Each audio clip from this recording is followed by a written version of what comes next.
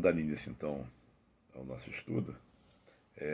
O nosso ponto de hoje está no capítulo 2, Espírito e Matéria. Né? Como já dissemos inicialmente, estamos no primeiro livro, estamos iniciando os nossos estudos, as nossas definições, para que possamos entender mais adiante o desenvolvimento dos estudos. Não é isso? Na questão 21, é uma pergunta, e Kardec faz a seguinte pergunta: a matéria existe de toda a eternidade como Deus, ou foi criada por Ele em certo momento? Uma questão difícil de ser respondida, né? A gente sabe que tudo foi feito por Deus. Tudo tem uma razão de ser, tudo teve uma forma de criar, foi criado algum dia, né? E quem criou isso a gente chama de Deus. É o Criador, quem iniciou tudo. Tudo iniciou por um determinado ser inteligente, uma determinada inteligência suprema que definiu tudo isso que nós vemos hoje, né? A partir de uma matéria, o uniforme saiu moldando tudo que nós temos hoje, né? Então, a resposta do livro dos Espíritos é a seguinte: só Deus o sabe. Entretanto, há uma coisa que a razão vos deve indicar: é que Deus, modelo de amor e caridade, nunca esteve inativo. Por mais distante que consigais imaginar o início de sua ação, podereis concebê-lo, um segundo que seja na ociosidade. Trabalhou sempre, tem trabalho, a gente não para nunca. Aliás, nada na vida para, nada da vida é estacionado. Tudo se desenvolve, né? Tudo é progresso sempre, né? Uns mais lentos, outros mais rápidos, outros são visíveis a nós a cada instante, outros são um pouco mais lentos, mais demorados, demoram séculos para acontecer, mas progresso sempre, né? Faz parte da atividade nossa o progresso. Deus não para nunca e nós somos filhos deles, trabalhamos também muito, né? E quem não trabalha vai ter um dia que vai ter que se colocar disposto a ajudar nessa tarefa que foi designado por ele para que nós sigamos. Nosso progresso é inevitável, temos que estar nele sempre, não é isso? E o progresso nos alivia, né? O progresso nos faz melhor, nos faz mais felizes, nos faz mais livres da matéria, tanto no progresso moral quanto no progresso intelectual. Ambos dão melhor sabor à nossa vida. Podemos viver com mais qualidade de vida à medida que a gente vai se desenvolvendo mais. Então, quanto mais trabalhamos, mais desenvolvemos, mais assimilamos coisas e vamos seguindo a nossa jornada com mais conhecimento. Depois, na questão 22, define-se geralmente a matéria como aquilo que tem extensão, que pode impressionar os nossos sentidos, que é impenetrável. Essas definições são exatas? Do nosso ponto de vista, matéria é aquilo que a gente pode pegar, pode sentir, pode ver, pode examinar, pode estudar, enfim. Isso para a gente é uma matéria muito fácil da gente poder entender, muito natural. Isso é a matéria, né? Então, no nosso ponto de vista, no nosso conhecimento, sim. Agora, existem outras formas de matéria que não são perceptíveis a gente. Não é isso? Que a gente vai, ao longo do tempo, vamos conhecer um pouco mais isso daí. São matérias mais sutis, mais etéreas, que a gente não tem, a nossa sensibilidade não alcança. Mas são matérias, né? Aí ele pega essa questão, ele faz uma outra questão dentro dessa, né? Que definição podeis dar da matéria? Dentro da doutrina, a matéria é o laço que prende o espírito, é o instrumento de que se serve e sobre o qual, ao mesmo tempo, exerce a sua ação. Para que o espírito consiga exercer a sua ação, precisa da matéria, né? A matéria é o nosso corpo, né? Com toda a flexibilidade, com todas as articulações, com todas as possibilidades que temos, né? Para poder botar o nosso corpo em ação, ele é preciso do espírito. Sem o espírito nele, o corpo é inerte, né? O corpo não existe sem o espírito, não é isso? O que é o espírito? Questão seguinte, a 23. O espírito é a parte inteligente do universo. Né? A definição é muito simples. O princípio inteligente do universo. Né? A única coisa que tem inteligência é o espírito. O resto é matéria. Né? Qual a natureza íntima do espírito? Aí não é fácil analisar. Aí complica. A própria resposta dele já começa assim. Não é fácil analisar o espírito com a linguagem nossa. A gente não tem conhecimento, não temos entendimento ainda para analisar o que é o espírito, como é que ele funciona, como é que é a formação dele, né? Como é que é a natureza dele. A gente não tem essa condição. E ele continua dizendo: para vós, ele nada é, visto não ser uma coisa palpável, mas para nós é alguma coisa. Fique sabendo, coisa nenhuma é o nada, e o nada não existe. E o espírito existe, porque o espírito participa.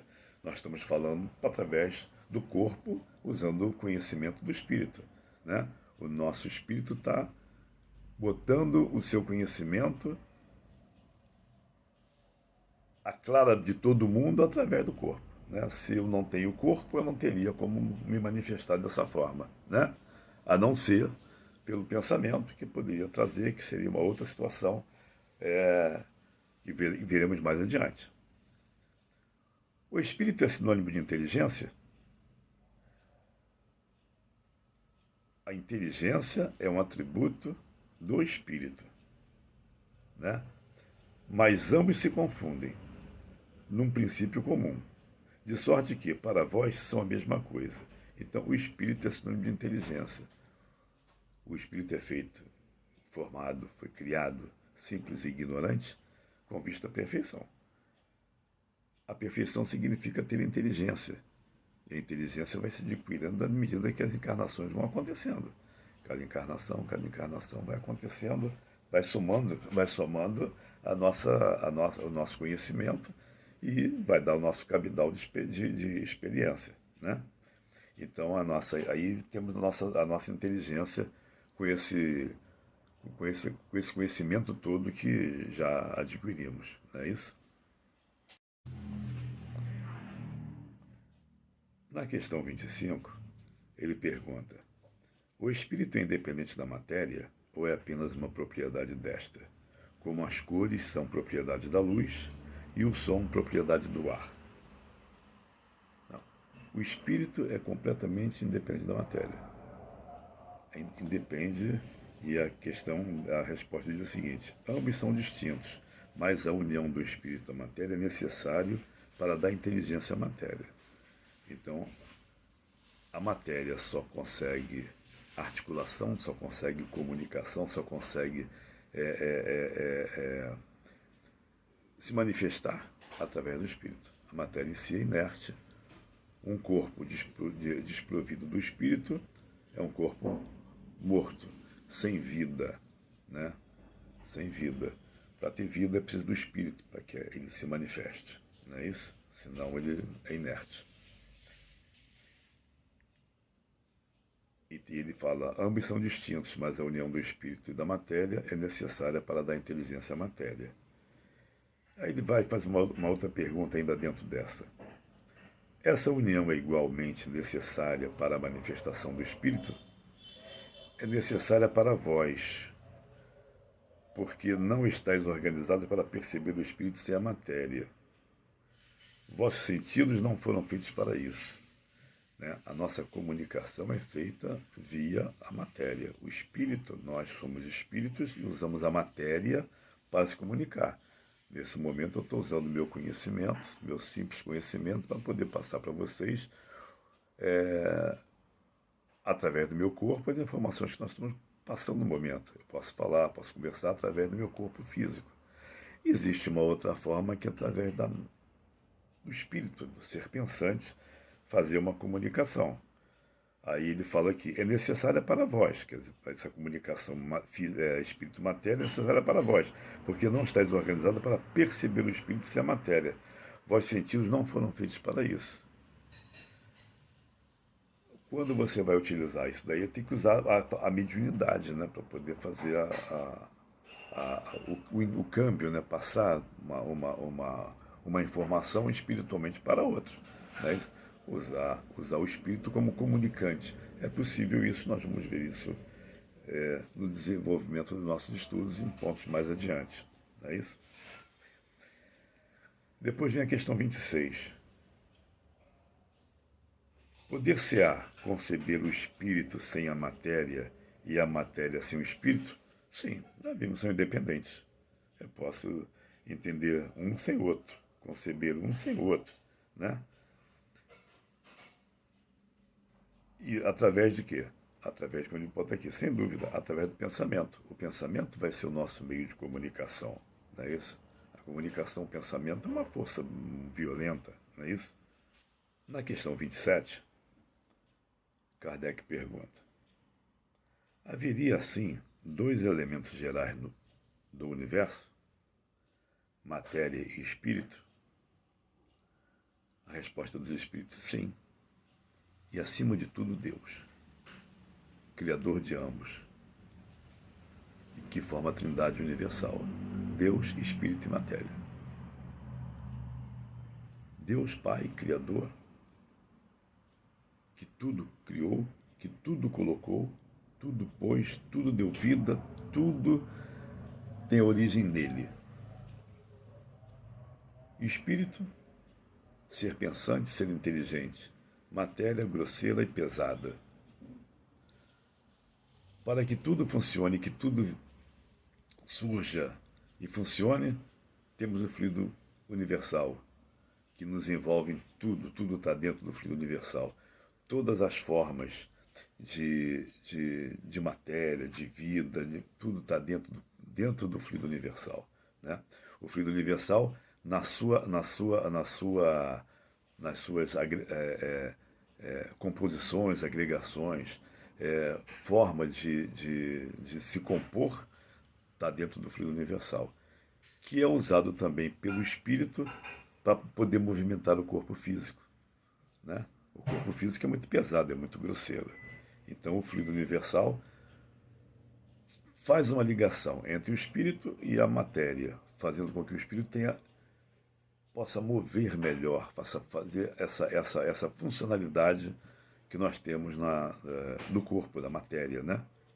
Dentro dessa questão 27, ele faz uma subdivisão e faz a seguinte pergunta: seria esse o fluido que designamos pelo nome de eletricidade? Quer dizer, esse fluido cósmico universal teria o nome de eletricidade? Assim, pode ser. É uma das formas. A eletricidade, o magnetismo, a gravidade, enfim, tudo isso aí são modificações que a gente pode entender como sendo variações desse fluido magnético, desse fluido cósmico universal, né? Aí ele diz aqui o seguinte: dissemos que ele é suscetível de inúmeras combinações. O que chamais fluido elétrico, fluido magnético, são modificações do fluido universal, que não é, propriamente falando, senão matéria mais perfeita, mais sutil e que se pode considerar independente. Finalizando, vamos à questão 28, onde Kardec faz a seguinte pergunta: já que o próprio espírito é alguma coisa, não seria mais exato e menos sujeito a confusões designar esses dois elementos gerais pelas expressões matéria inerte e matéria inteligente? Sim, se nós julgarmos que isso define melhor para a gente, dentro do nosso conhecimento, que faça, sem nenhum problema. Nada vai mudar, né? As palavras pouco importam, é o que diz Kardec, é o que diz os espíritos, né? Cabe a vós formular a vossa linguagem da maneira que melhor entenderdes. As vossas controvérsias provêm, quase sempre, de não vos entenderdes sobre as palavras, visto que a vossa linguagem é incompleta para exprimir coisas que não forem, que não ferem os vossos sentidos. Isso não é palpável, isso não é ponderável para a gente fica realmente com deficiência de poder melhor definir, né? Então a gente entenda que a matéria é a matéria, que a gente consegue perceber melhor, e o espírito por matéria também, só que uma matéria sutil, uma matéria leve, né? Que ainda não está, não é adequada ao nosso meio para poder entender dessa forma, né? A gente tem que conceber, porque assim é definido, né? Mas o nosso entendimento foge porque a gente não consegue ponderar o espírito, não é isso? Então, meus irmãos, que a gente possa ter entendido aí os nossos estudos, possamos ter esse conhecimento suficiente para podermos dar mais um passo dentro do nosso conhecimento doutrinário e assimilando informações para poder, nos capítulos seguintes, podermos estar mais consolidados dentro dos conceitos básicos da nossa doutrina. E assim, meus queridos, pedimos permissão para encerrar o nosso estudo da noite de hoje, agradecendo a Deus pela participação dos bons amigos espirituais que estiveram conosco, nos facilitando no melhor entendimento de todos. E assim que possamos estar juntos aqui na próxima semana, dando continuidade aos nossos estudos com os nossos irmãos de doutrina. Obrigado, Senhor, e assim seja.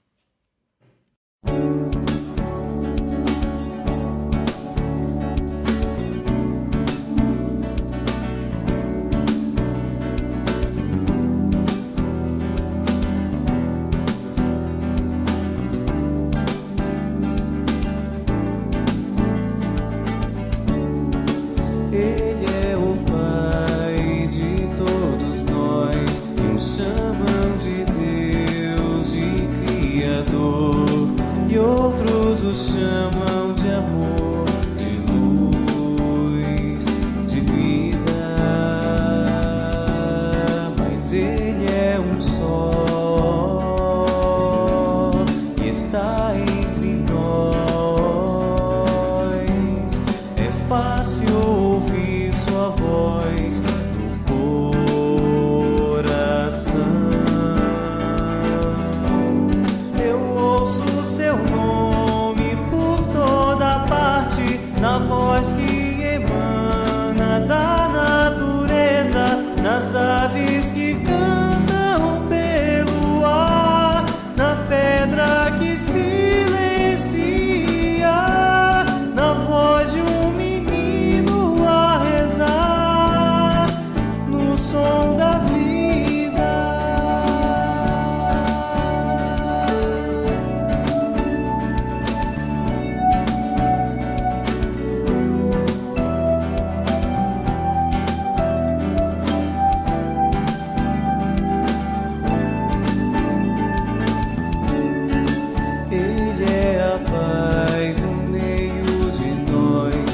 Bálsamo que alivia a dor, a luz na escuridão da vida.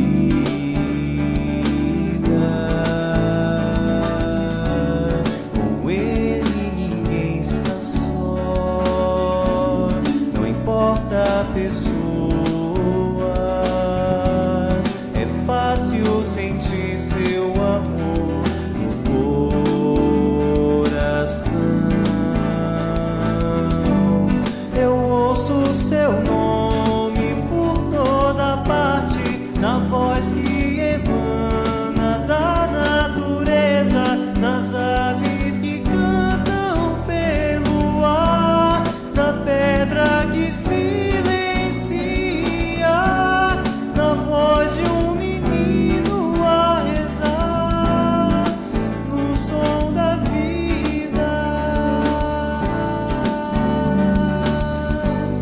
Eu ouço seu nome por toda parte, na voz que emana